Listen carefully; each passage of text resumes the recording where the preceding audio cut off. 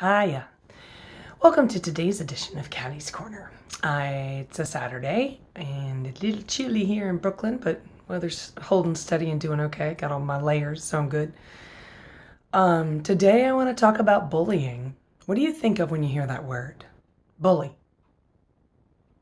I've been bullied. I know a bully. What do you think of bullying? Did the first thing you think of was cyberbullying? We've certainly all witnessed it in our social media accounts. That's why a lot of people are out of it now. They're leaving social media in droves. Did you think back to high school and either somebody who had you in their sights and kept coming after you over and over again, or maybe a friend of yours who you'd see down the hall and then some pack of wolves would come at them, or one individual, usual leader of the pack, would come and swat and knock the books out of their hands and then laugh while they tried to clean up all of the stuff from the floor during a busy exchange of classes?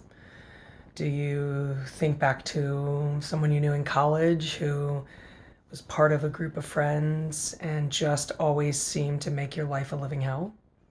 Or a salesman? You were trying to purchase something and this person bullied you into a purchase.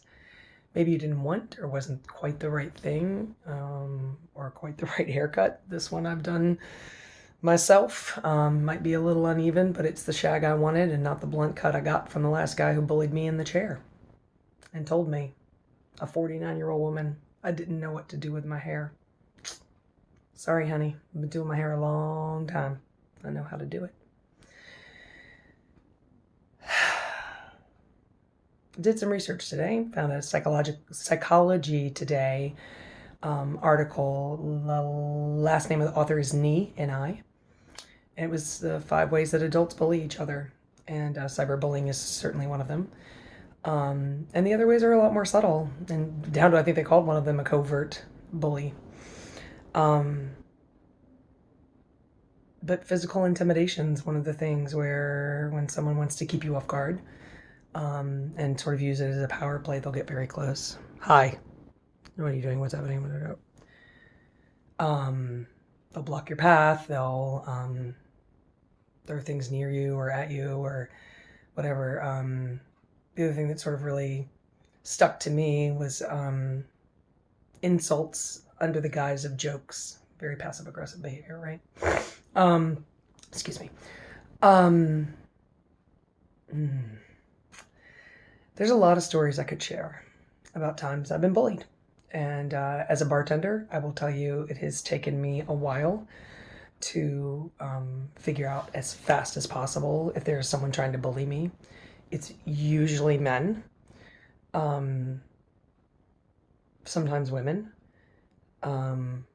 And I don't think it has anything to do with New York. I thought for a minute today, I was like, well, is it just because there's like a higher density of population, therefore a little bit higher density of, frequency here, and it just sort of comes out more often? But honestly, when I thought back over the course of my lifetime, Colonial Heights, Virginia, and Wilmington, North Carolina were as equally fraught with bullies as New York City is. So I think it's just a condition that runs across the board. And I think that it happens, why the other people do it, for a lot of different reasons. I certainly think that narcissism is related.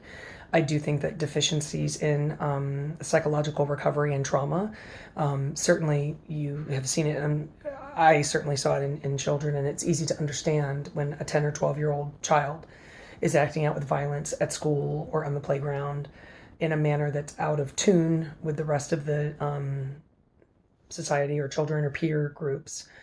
It stands out, and oftentimes they're in abusive households. So there's a lot of stuff that happens out over there, and that's a lot of ether that needs to be healed. But more importantly, what do we do in our lives when we run into bullies, and how do we handle them? That was my second Google research, but I kind of read through it and I was like, it's all like typical answers, make sure your space. But I think isn't the truth is that to stop bullying, to be safe for yourself and avoid the repeated use of those tactics on you, is number one, you have to be aware and name it. You are being bullied, even if it's in a small way. Even if it's by someone who you love and trust and have had in your life for a very long time, you may have to, oh boy, take a breath and realize, wow, that's, yeah. In my case, there's one person who comes to mind who is particularly vicious and particularly close to me at a particularly chaotic and traumatic time in my life. She's the one on my birthday when I wore that kind of low-cut shirt out to celebrate, was the one who came up to me on the birthday I celebrated with her wearing that and walked up and just said, instead of hi, hello, happy birthday, how are you? She walked up and said, you're too old to wear that. So that was certainly one of them. She also went after me because I put on my foundation with my fingers. I don't like sponges. I've never found another way. When I'm doing theater and I have pancake makeup, of course I use that because you have to add water to the sponge in order to get the cake to be wet, but that's theater.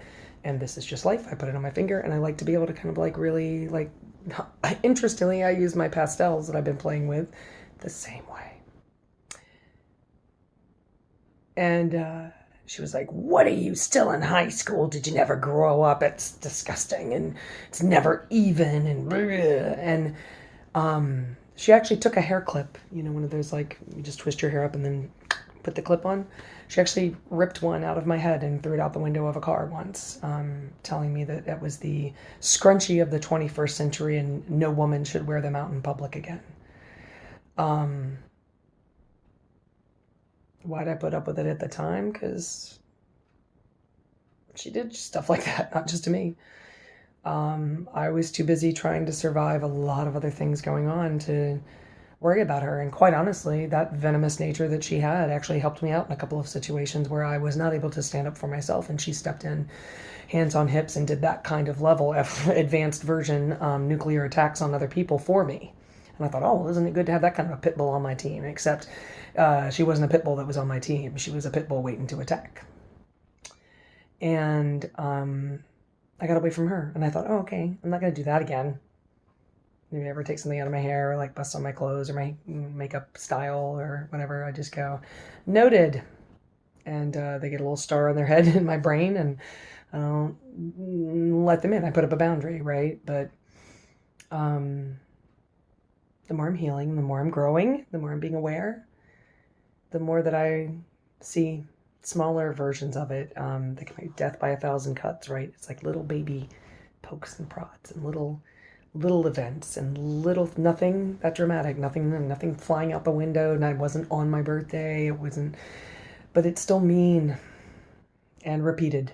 And I don't know what I'm going to do with that information. It's just what I spent a long time today journaling about and talking to a friend about, and best we could come up with is for me to stay very mindful that I am not a sponge. I'm not a sponge. I don't have to soak it up.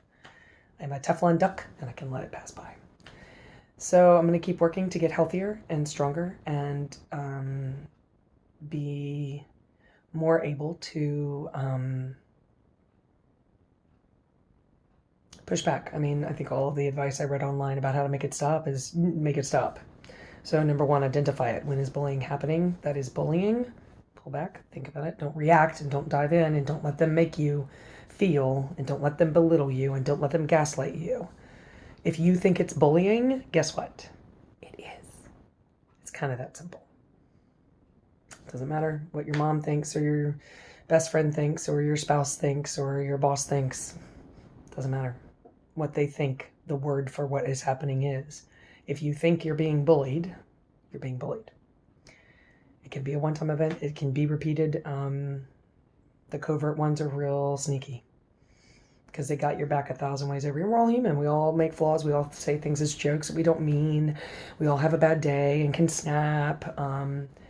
That's reality, and that's okay. Adaptability is important, and forgiveness is important. But I was talking to one of my friends recently, and he was like, yeah, I've kind of learned not to try to help people unless they've asked for help. Well, not that you don't want to forgive people when they haven't asked for forgiveness, because it's not always going to come your way and carrying in your heart things that you can't forgive without the other person coming to you and begging for that forgiveness, that's dangerous territory. But the flip side is don't forgive and give them a pass so that they can do the same behavior again. At least stand firm and ask for a better boundary. And by that, we say I statements. If you do X, I'm going to do Y. And I recently had to do that to a bully at the bar. Over and over and over again. It's circumstantial. Had to keep dealing with him. And he didn't get it. And so finally, I'm done. I'm not dealing with you anymore. You are a bully. And I will not be bullied anymore. So my hope for today is that you can say that out loud with me. I will not be bullied anymore. And the question for the day is, are there any bullies hanging around you didn't realize? That's what the pattern was. That's what the problem was. It's not you. It's not life. It's not a bad food day. It's not circumstantial in any way. It's someone that's trapped into a cycle and a spiral. And for right now anyway, you are being bullied by them. So make a new boundary, get some distance, get away as fast as you can. I had mentioned this before too, the one that from the bar. He doesn't want to learn how to stop being a bully. It's not a 1980s, John Hughes movie where the bully comes back at the end and goes, oh man, I'm really sorry. I won't do that anymore. I didn't realize what I was doing or whatever. No, he doesn't want to know. He's old enough to know better. He doesn't want to know better. So we're back to this. You cannot know what you don't know. So we'll leave it at that. Thanks for joining me in Caddy Corner. I'm going to upload this and then get over to the old Monteros and do another karaoke night. I actually sang the song Fever last night. If you don't know it by name, Rita Moreno did a great version of it on The Muppet Show. And I really kind of connected into it in a different way. It's a little difficult of a song. The key keeps modulating every verse. And I went back through the pool room right after, and this girl grabbed me and was like, oh my God, you have such a beautiful voice. And it was very hard to take that compliment. I made a lot of excuses for why it might have sounded good that night, last night. But it was fun, and it was nice, and it felt good. And it felt good to get the compliment, but that's why I do it. Being able to express myself regularly by singing publicly has turned out to be a real joyful thing for me. So I'm very thankful and grateful for that. So have a great weekend, and we'll do it again tomorrow. Thanks. Bye.